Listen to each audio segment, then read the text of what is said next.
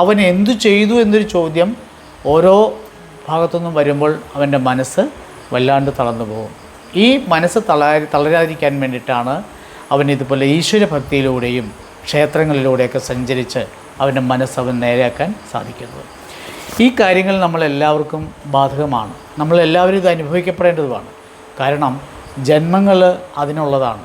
കാരണം ജന്മാന്തര പാപങ്ങൾ എങ്ങനെയൊക്കെ നമുക്ക് തീർക്കാൻ പറ്റുമോ അങ്ങനെയെല്ലാം നമുക്ക് തീർത്തു പോരണം. ഒരു പുരുഷൻ്റെ ആയുസ് എന്ന് പറഞ്ഞാൽ എല്ലാ ദുരിതങ്ങളും അനുഭവിച്ച് പൂർത്തീകരിക്കാനുള്ളതാണ്. അതുകൊണ്ട് എല്ലാവരോടും പറയുകയാണ്, വളരെ സന്തോഷകരമായി ജീവിതം കൊണ്ടുപോകാനായിട്ട് ഭക്തിമാർഗം സ്വീകരിക്കുന്നതും അതിൽ നല്ല. അതുകൊണ്ടാണ് എല്ലാവരും പഴയുള്ള ആൾക്കാരെല്ലാം ഭക്തിമാർഗത്തിലൂടെ സഞ്ചരിച്ച് അവർക്കൊന്നും വലിയ വിഷയങ്ങളുണ്ടാകാറില്ല. ഇന്ന് സുഖത്തിൻ്റെ പുറകെ പോയപ്പോൾ ഭക്തി പോയപ്പോൾ എന്ത് പറ്റി? ഒരു പ്രായം കഴിയുമ്പോൾ സുഖമൊക്കെ നഷ്ടപ്പെട്ടു പോകും. താൽക്കാലികമാണ് ഇപ്പോൾ സുഖം. ആ സുഖത്തിൽ നിന്ന് നമ്മൾ മാറി നമ്മളിലെ ഈശ്വര ചൈതന്യത്തെ വളർത്തിയെടുക്കുവാൻ ശ്രമിക്കണം.